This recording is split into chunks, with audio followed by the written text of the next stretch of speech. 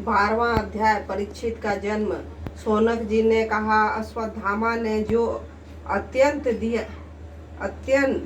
दिया उस गर्भ से पैदा हुए महाज्ञानी महात्मा तेजस्वी ब्रह्मास्त्र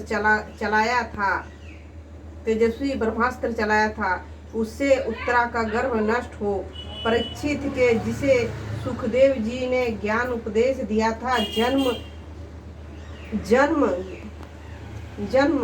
गया था, परंतु भगवान ने उसे पुनः जीवित कर मृत्यु और उसके बाद जो गति उसे प्राप्त हुई वह सब आदि आप ठीक समझे तो कहें, हम लोग बड़े श्रद्धा के साथ सुनना चाहते हैं। सूत जी ने कहा, धर्मराज युधिष्ठिर अपनी प्रजा को प्रसन्न रखते हुए पिता के समान उनका पालन करने लगा।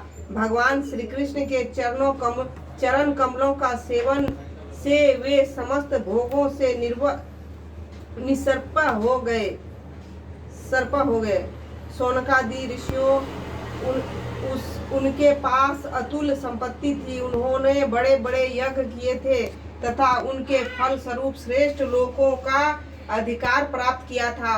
उनकी रानियां और भाई अनुकूल थे। सारी पृथ्वी उनकी थी। वे जम्बू द्वीप के स्वामी थे और उनकी कीर्ति स्वर्ग तक फैली हुई थी। उनके पास भोग की ऐसी सामग्री थी जिसके लिए देवता लोग भी लालायित रहते थे, परंतु जैसे भूखे मनुष्य को भोजन के अतिरिक्त दूसरे पदार्थ नहीं सुहाते, वैसे ही उन्हें भगवान के सिवा दूसरा कोई वस्तु सुख नहीं देती थी। शौनकाजी उत्तरा के गर्भ में स्थित वह वीर शिशु परीक्षित जब अश्वत्थामा के ब्रह्मास्त्र के तेज से जलने लगा, तब उसने देखा कि उसकी आंख के सामने एक ज्योतिर्मय पुरुष है। वह देखने में तो अंगूठे भर का है, परंतु उनका स्वरूप बहुत ही निर्मल है। अत्यंत सुंदर श्याम शरीर है। बिजली के समान चमकता हुआ पीताम्बर धारण किए हुए है। सिर पे सोने का मुकुट झिलमिला रहा है।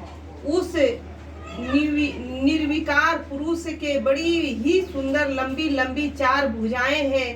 कानों में तपाए हुए स्वर्ण के सुंदर कुंडल हैं। आंखों में लालिमा है। हाथ में लू के समान जलती हुई गदा लेकर उसे बार बार घुमाता जा रहा है और स्वयं शिशु के चारों ओर घूम रहा है। जैसे सूर्य अपनी किरणों से कुहरे को भगा देता है, वैसे ही वह उस गदा के द्वारा ब्रह्मास्त्र के तेज को शांत करता जा रहा था। वह पुरुष को अपने समीप देखकर वह गर्भ से शिशु सोचने लगा कि यह कौन है।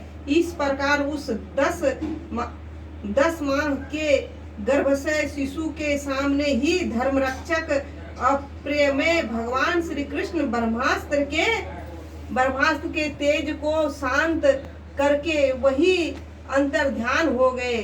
तदंतर अनुकूल ग्रहों के उदय से युक्त समस्त सद्गुणों को विकसित करने वाले शुभ समय में पांडु के वंशधार परीक्षित का जन्म हुआ। जन्म के समय ही वह बालक इतना तेजस्वी दिख पड़ता था मानो स्वयं पांडवों ने ही फिर से जन्म लिया है। पौत्र के जन्म की बात सुनकर राजा युधिष्ठिर मन में बहुत प्रसन्न हुए।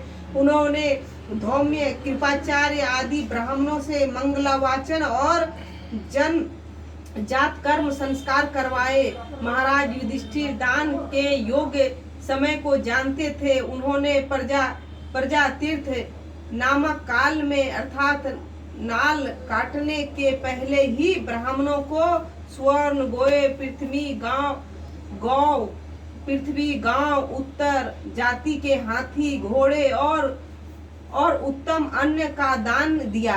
ब्राह्मणों ने संतुष्ट होकर अत्यंत विनय युधिष्ठिर से कहा, पुरुवंश शिरोमणि काल की दुनिवर गति से यह पवित्र पुरुवंश मिटना ही नहीं चाहता था, परंतु तुम लोगों पर कृपा करने के लिए भगवान विष्णु ने यह बालक देकर इसकी रक्षा कर दी, इसलिए इसका नाम विष्णु रथ होगा।